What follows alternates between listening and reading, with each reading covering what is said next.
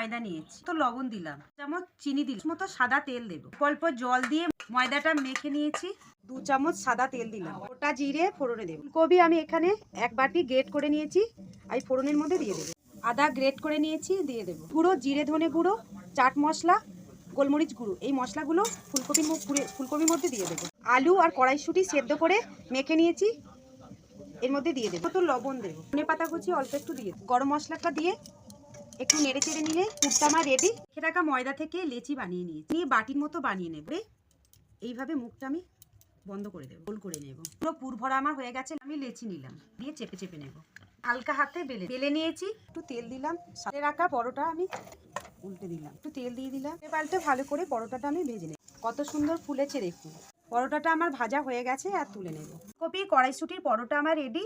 আর দেখুন, দেখতে যেমন সুন্দর, খেতেও দারুণ টেস্ট, তুলোর মতন। আর ভেতরটা দেখুন পুরে ভরা।